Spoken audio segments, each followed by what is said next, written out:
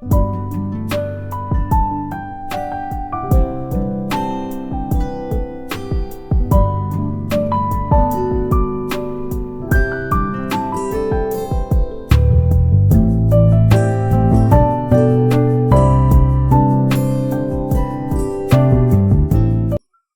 দর্শক মণ্ডলী, তোমাদের সকলকে আরও একটি নতুন আপডেটে স্বাগত জানাচ্ছি। তো আপডেটটি বেরিয়ে এসছে, দেখো, government of West Bengal office of the sub divisional officer Contai, যেটা পূর্ব মেদিনীপুর ওয়েস্ট বেঙ্গল, এখান থেকে। আর মেমো নম্বর এইটা, আর ডেট এরিয়া 23/7/2026। তো মূলত আপডেটটি হচ্ছে এই যে সিভিল ডিফেন্স ভলেন্টিয়ার নিয়োগ হবে তার উপরে।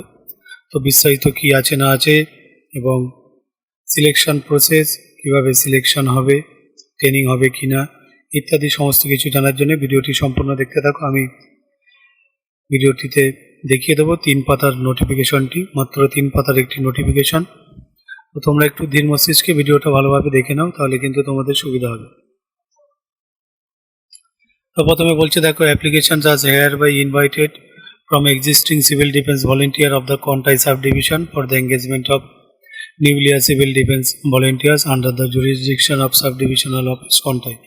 তো এটা যারা Kontai সাবডিভিশনের আন্ডারে বসবাস করছে, মানে তাদের জন্যই মূলত। তো 1 নম্বরে দেখো ভ্যাকান্সি আর নেচার অফ এঙ্গেজমেন্ট, যেটা নেম অফ দ্য পোস্ট আছে এখানে, আর এখানে নুলিয়া সিভিল ডিফেন্স ভলেন্টিয়ার। তো নাম্বার অফ ভ্যাকান্সি দেখাও, টোটাল 45 ভ্যাকান্সি আছে, যার মধ্যে মেল 30, ফিমেল 15। আর নেচার অফ এঙ্গেজমেন্ট যেটা ডেলি ওয়েজেস বেসিস, ঠিক আছে, ডেলি একটা স্যালারি হবে তার উপরে। তারপরে দেখো ডিসক্লেইমার আছে এটা। তো the said allotment of duty which will be made on a daily wages basis আর would not confer any right of appointment or absorption in any temporary permanent post in the future under the government of West Bengal or any of its undertakings। তো এটা কিন্তু temporary basis, মানে daily কাজ দিবে, এরা পয়সা, এরকম একটা ব্যাপার। ভবিষ্যতে কিন্তু পার্মানেন্ট হওয়ার কোনো গল্প নেই। তো নাম্বার 2 দেখো এলিজিবিলিটি ক্রাইটেরিয়া। তো এখানে দেখো এজ লিমিট আছে, যেটা must be between 18 to 38 years of age, 18 থেকে 38-এর মধ্যে, 1/1/26 অনুযায়ী। রেসিডেন্সিয়াল দেখো বাসিন্দা, তো must be a permanent resident of Contai subdivision, Contai সাবডিভিশনের আন্ডারে পার্মানেন্ট বাসিন্দা হতে হবে। এডুকেশনাল কোয়ালিফিকেশন, যেটা মাধ্যমিক পাস আর ইকুইভ্যালেন্ট ফ্রম রেকগনাইজ বোর্ড। তারপরে দেখো এসেন্সিয়াল কোয়ালিফিকেশন, যেটা must have completed civil defence basic training. হচ্ছে minimum physical measurement of candidates, যেটা PMT বলা হয়। এখানে দেখো জেন্ডার, হাইট, ওয়েট আর চেস্ট দেওয়া আছে, ছেলেদের ক্ষেত্রে এটা, মেয়েদের ক্ষেত্রে এটা, ঠিক আছে। এগুলো তোমরা পজ দিয়ে দেখে নেবে, গুরুত্বপূর্ণ পয়েন্ট কিন্তু এগুলো নোট ডাউন করে রাখবে। দেখো ফিজিক্যাল এফিসিয়েন্সি টেস্ট, যেটা PET বলা হয়। তো candidates who qualify in PMT will be allowed to take part in PET as furnished below। এখানে দেখে নাও কি কি টেস্ট হতে চলেছে। Male event for PET, test event for PET, যেটা মেল ক্যান্ডিডেটসের জন্য এগুলো, ফিমেল ক্যান্ডিডেটস তাদের জন্য এগুলো। তো প্রথম হচ্ছে রানিং আছে, যেটা 300 মিটার 2 মিনিটে, আর মেয়ে হলে 300 মিটার 3 মিনিটে। তারপরে ফ্রি স্টাইল সুইমিং হবে 300 মিটার 10 মিনিটে, এখানে মেয়েদের ক্ষেত্রে 300 মিটার 12 মিনিটে। ফ্লোটিং ইন ওয়াটার, যেটা মিনিমাম 15 মিনিট, আর মেয়েদের ক্ষেত্রে minimum 15 minute. Floating in water without external help 3 minute, এটা মেয়েদের ক্ষেত্রে 2 মিনিট। তারপরে diving while holding breath and returning from the bottom 0.6 metres 0.4 metre, শ্বাস নেওয়া এবং শ্বাস ছাড়ার মধ্যে এত মিটার। তারপরে move an article in water 20 metre 15 metre. Push UPS, যেটা কন্টিনিউয়াস উইদাউট ব্রেক, ব্রেক ছাড়া কিন্তু পুশ আপ, যেটা 20 রিপিটস ছেলেদের আর মেয়েদের 10 রিপিটস হবে। আর এরপরে বাকিগুলো দেখো। নাম্বার 3 যেটা বলছে মেথড অফ রিক্রুটমেন্ট, তো এটা the post of Nolia Civil Defense Volunteer shall be filled up on the basis of PMT and PET followed by written test. তো রিটেন টেস্ট কিন্তু হচ্ছে একটা, তারপরে ফিজিক্যাল মেজারমেন্ট টেস্ট PMT হবে। তো all eligible candidates will be called for the physical measurement test. সমস্ত eligible যারা যোগ্য আছে তাদেরকে ডাকবে ফিজিক্যাল মেজারমেন্ট টেস্টের জন্য, which will be qualifying in nature. তারপরে দেখো ফিজিক্যাল স্ট্যান্ডার্ড, যেটা height weight of the candidates as given under will be tested. Height weight কিন্তু টেস্ট হবে। তারপর দেখো ফিজিক্যাল এফিসিয়েন্সি টেস্ট, যেটা PET হবে, সেটা হবে। তারপরে বলছে candidates who qualify in PMT will be allowed to take in PET। যারা PMT ক্লিয়ার করবে তাদেরকে কিন্তু PETর জন্য ডাকবে। আর PET is also qualifying in nature. C দেখে দাও, রিটেন এক্সামিনেশন ম্যাক্সিমাম মার্কস 50 থাকছে, এটা তোমরা পড়ে নিও। তারপরে দেখো questions of the written examination shall be from the following subjects. এই সাবজেক্টের উপরে কিন্তু কোশ্চেন আসবে, এখানে ABC করে দেওয়া আছে। এ হচ্ছে general awareness, general knowledge 25, B elementary mathematics, Madhyamik standard 15 থাকবে, সি হচ্ছে রিজনিং, লজিক্যাল অ্যানালিসিস 10 থাকবে। তারপর দেখেন এখানে একটা নোট আছে, নোটটা তোমরা পড়ে নেবে ভালো করে।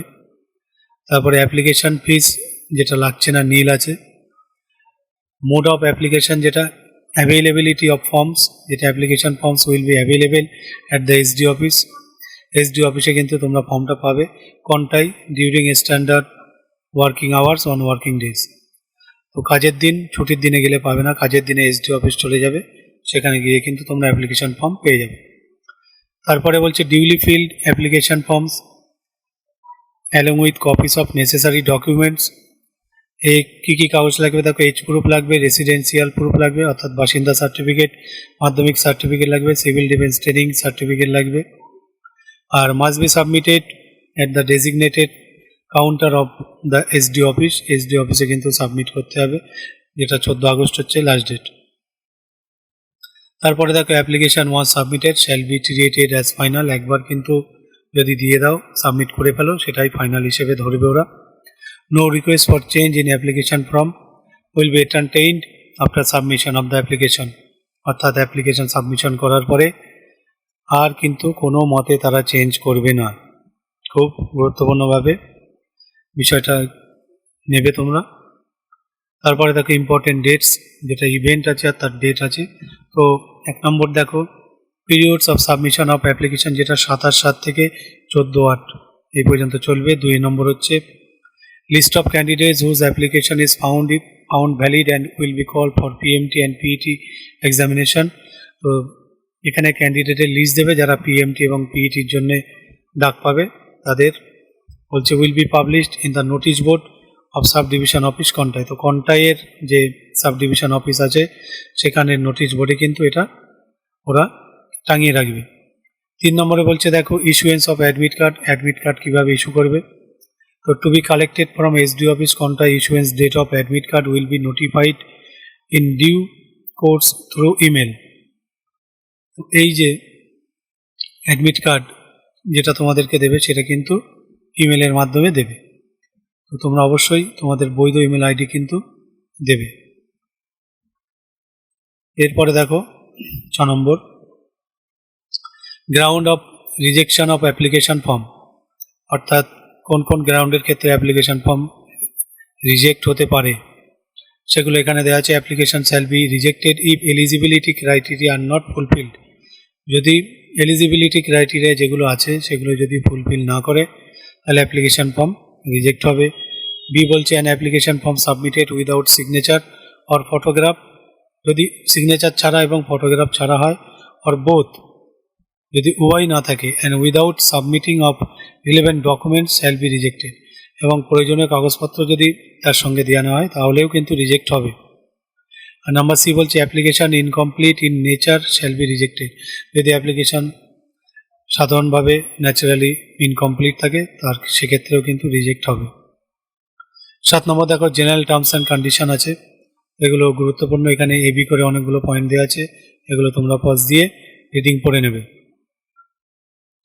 ABCDEF 6খানা পয়েন্ট আছে। তারপরে এখানে দেখো মেমো নম্বর, ডেট, এরা কপি ফরওয়ার্ডেড ইনফরমেশন টু কাকে কাকে ওরা ফরওয়ার্ড করেছে সেগুলো এখানে দেওয়া আছে। তো বন্ধুরা, এই ছিল সমগ্র বিষয়বস্তু আমি তোমাদের সঙ্গে শেয়ার করলাম। যদি কারো উপকারে লাগে তো অবশ্যই চ্যানেলটিকে সাবস্ক্রাইব করে রেখো এরকম আপডেট সবার আগে পাওয়ার জন্যে। আর যদি কোনো কোয়ারিজ থাকে তোমরা অবশ্যই ভিডিওর কমেন্ট বক্সে জানাবে। যদি আমার সাধ্যের মধ্যে হয় আমি নিশ্চয়ই চেষ্টা করব তার সমস্ত উত্তর দেওয়ার। আর কে কোথা থেকে ভিডিও দেখছো অবশ্যই একটা কমেন্ট বক্সে জানিয়ে যাও, তাহলে ভিডিও বানানোর মোটিভেশনটা পাই। তো ভিডিওটি এখানে শেষ করছি বন্ধুরা, সকলে ভালো থেকো, ধন্যবাদ সকলকে।